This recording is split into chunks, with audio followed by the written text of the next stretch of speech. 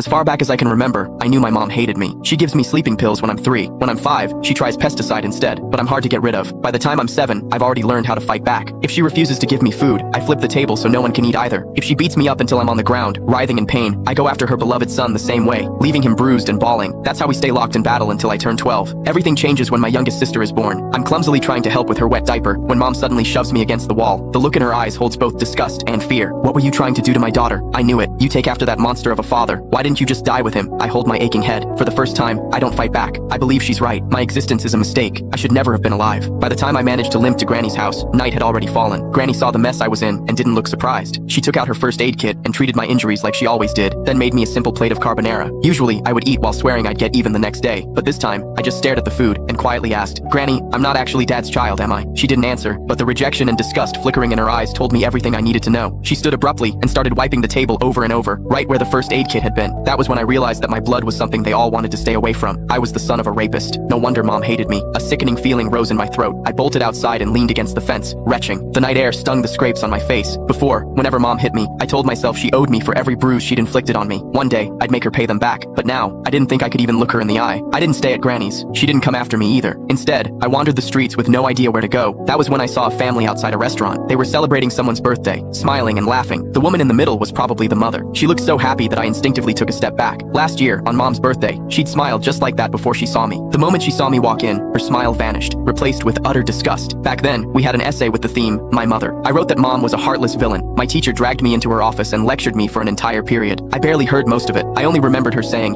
no mother in this world would ever stop loving her child. I believed her. I saved money from collecting recyclables and bought my mom a birthday cake. I just wanted a hug, the same kind she gave my brother, Casper Willis. But her frigid expression was like a stab in the heart. I felt like a fool, standing there with that cake in my hands. Anger overwhelmed me. When no one was looking, I went out and caught a couple of frogs in the garden. Then, I hid them in the cake. I could still remember the way she screamed when they jumped out. Back then, I felt a twisted sense of satisfaction. I thought she didn't deserve to be a mother. I thought she had it coming. But now, I know the truth. The one who didn't deserve anything was me. My existence itself had hurt her. As I watched that mother's smile through the restaurant window, I made a decision. This year, for mom's birthday, I would give her a gift she would truly be happy with, one that would free her completely. I decided to die. Once that thought took root in my mind, my steps felt lighter. I even started planning how to do it without troubling anyone. I needed to do something that wouldn't leave a mess. But before I could carry out my plan, a patrolling officer spotted me and brought me home. Mom answered the door. As the door shut behind us, I stared at the floor, unable to meet her eyes. Her icy tone sliced through the air. "Why didn't you just die out there?" I almost snapped back, but I forced the words down before they came out. Still, as I stared at her back, I couldn't stop myself from asking, what would you do if I really did die? Would she be the least bit sad? If you've got the guts, hurry up and do it. I'd celebrate. She walked straight into my sibling's room and closed the door. I stood rooted to my spot in the living room. After a long while, I wiped my face and let out a huge Click the link on the homepage to watch the full follow-up for free.